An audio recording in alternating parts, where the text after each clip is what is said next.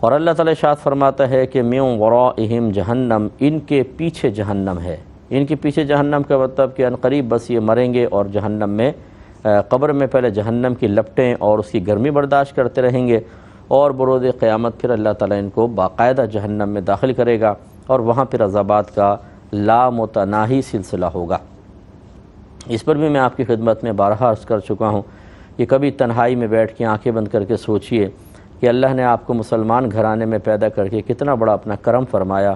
کہ اگر خدا نہ خواستہ جہنم میں چلے بھی گئے، کنفرم ہے کہ انشاءاللہ باہر ضرور نکلیں گے کیونکہ مسلمان ہیں، لیکن اگر کسی کافر کے گھر میں پیدا ہو جاتے اور کتنے ہی اللہ تعالیٰ نعمتیں اور آسائشیں عطا فرما دیتا، لیکن وہ قلیل وقت کے لیے ہیں، 60 سال 70 سال 80 سال ختم، اور اس کے بعد ہمیشہ ہمیشہ کا عذاب، یعنی پھر زندگی میں کبھی کوئی راحت نہیں ہے، تو سوچئے کس قدر برا انجام ہوتا۔ تو اللہ کا شکر ادا کرنا چاہیے کہ اللہ نے ہمیں مسلمان بنایا ہے۔ وَلَا يُغْنِي عَنْهُمْ مَا كَسَبُوا شَيْئًا، اور اللہ تعالیٰ فرماتا ہے کہ ان کا کمایا ہوا ان کو کچھ بھی کام نہیں آئے گا، کوئی نفع نہیں دے گا۔ اب یہ چاہے مالی کمائی ہو، مطلب مال کے اعتبار سے جو ہم کما لیتے ہیں، اور یا پھر سورسز ہیں اور دنیا کے اندر مناصب ہیں، یہ تمام چیزیں آخرت میں، یا اولاد کی کثرت ہے، نرینہ اولاد، بیٹے بہت زیادہ ہیں، تو یہ اولاد یا مال کی کثرت، دوست احباب کی، سورسز، مناصب، یہ کچھ بھی ہمیں نہیں بچا سکتے۔ یعنی ایسے لوگوں کو جو کافر ہیں خاص طور پر، بروز قیامت تنہا آئیں گے لرزتے کانپتے ہوئے، دنیا کا طاقتور وہاں پہ بالکل کمزور، سہما ہوا، ڈرا ہوا ہوگا۔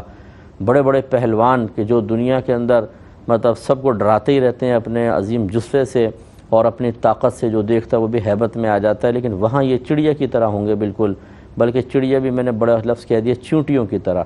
جو جتنا دنیا میں متکبر ہوگا، بروز قیامت ذلت اور حقارت اتنی اس کی زیادہ ہوگی۔ رحمت کونین صلی اللہ علیہ وسلم ارشاد فرماتے ہیں کہ بروز قیامت متکبرین کو چیونٹیوں کی شکل میں لایا جائے گا اور لوگ اپنے پیروں تلے ان کو رون دیں گے، تو یہ ان کی ذلت کے لیے ہوگا۔ اور مجھے یقین ہے کہ یہاں مراد کافر ہی، متکبر کافر ہی ہے، کیونکہ مسلمان کے لیے اور خصوصاً سرکار کی امت کے لیے یہ ذلت نہیں ہوگی، لیکن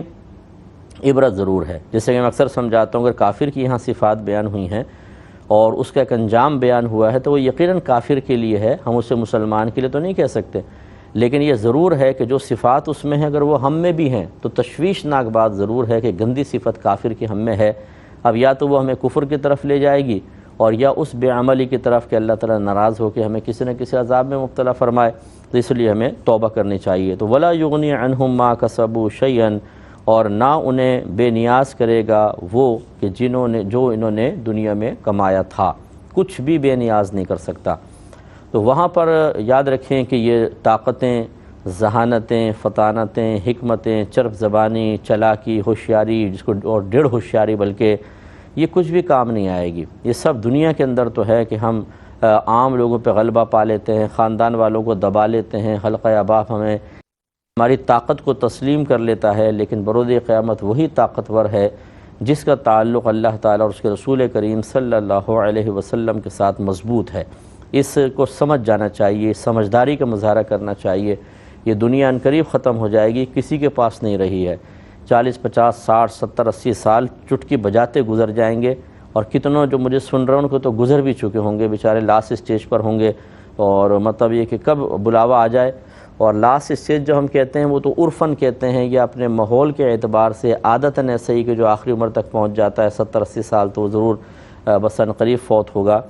لیکن یہ کوئی ضروری کوئی ہے۔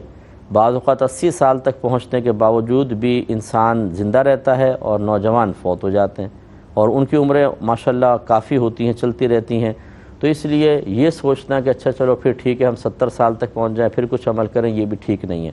تو اللہ تعالیٰ اس کے رسول کے ساتھ تعلق مضبوط کرنا چاہیے، اور اس کے لیے یقینی سی بات ہے علم دین سیکھنا، اس کے تقاضے کے مطابق عمل کرنا،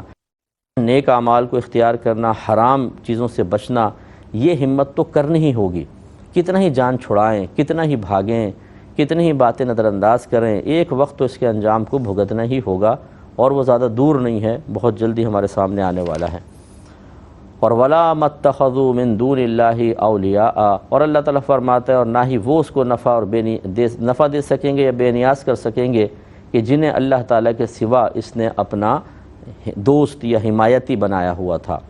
یعنی غیر اللہ جس کی پوجا کیا کرتے تھے، چاہے وہ بتوں کی شکل میں ہو، آگ کی شکل میں، بعض سورج کی پوجا کرتے ہیں، اب تو شیطان کی پوجا کرنے والے بھی پیدا ہو گئے ہیں۔ وہاں پہ ان کو استاد بھی خوب، شیطان جو ہوگا ان کو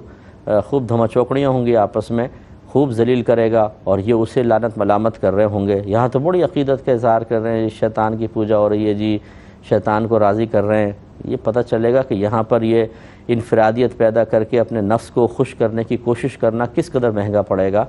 تو یہ عموماً ایسے ہوتا ہے کہ نئی نئی چیزوں کو اختیار کرنا بعض لوگ پسند کرتے ہیں۔ انگریزوں کے ہاں یا باہر کے ملکوں میں بھی یہ چیزیں سرائیت کر گئی ہیں، تو نیا مذہب، نیا طریقہ یہ ان کو بھی اچھا لگتا ہے اور اس میں لگ جاتے ہیں۔ اور کچھ ایسے ہوتے ہیں معاذ اللہ کہ وہ انہی کے ساتھ مل کر ویسے ہی روش اختیار کر لیتے ہیں، حالانکہ وہ مسلمان ہوتے ہیں۔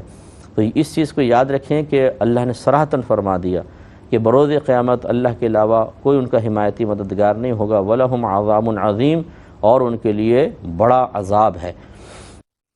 آپ غور کریں، جس عذاب کو اللہ تعالیٰ بڑا کہے وہ کتنا بڑا ہوگا۔ یہ اکثر ہم سمجھاتے ہیں کہ غریب آدمی کہے کہ جی میں نے اپنی بیٹی کو بہت جہیز دیا ہے، تو ہم اس کی مالی حیثیت کا اندازہ کر کے اس کے بہت کا اندازہ کریں گے کتنا دے دیا ہوگا۔ لکھ پتی آدمی کہے تو الگ اندازہ ہوگا، کروڑ پتی یہی جملہ کہے تو کچھ اور ارب پتی آدمی اگر کہے کہ میں نے بیٹی کو بہت جہیز دیا ہے تو کروڑوں میں تو اندازہ کریں گے ہی۔ یعنی جیسے جیسے شخصیت بدلتی ہے ویسے ویسے اس کے قول کا مفہوم یا مصداق بدلتا چلا جاتا ہے۔ اب جس عذاب کو اللہ تعالیٰ کہے کہ عذاب عظیم، بڑا عذاب، اب آپ سوچ لیجئے کہ وہ بڑا کتنا ہوگا۔ یعنی ایک تو عظمت کے لحاظ سے بڑا ہوتا ہے کہ حجم کے اعتبار سے یہ مراد نہیں ہے، بلکہ سختی کے اعتبار سے، دوام و استمرار کے اعتبار سے۔ ایک ہی جگہ کافر بند ہوگا لیکن عذاب اس کا بہت ہی شدید ترین ہوگا۔ اللہ تعالیٰ فرماتا ہے کہ ھذا ھدی، یہ قرآن پاک ہدایت دینے والا ہے، اور وہ لوگ جنہوں نے اپنے رب کی آیات کا انکار کیا ان کے لیے عذاب ہے، دردناک عذاب میں سے سخت تر عذاب ہے، یعنی اللہ تعالیٰ کے درد دینے والے عذاب میں سے سخت تر عذاب ہے۔ تو آپ اندازہ کریں کہ وہ لوگ، اللہ تعالیٰ فرماتا ہے قرآن ہدایت دینے والا ہے،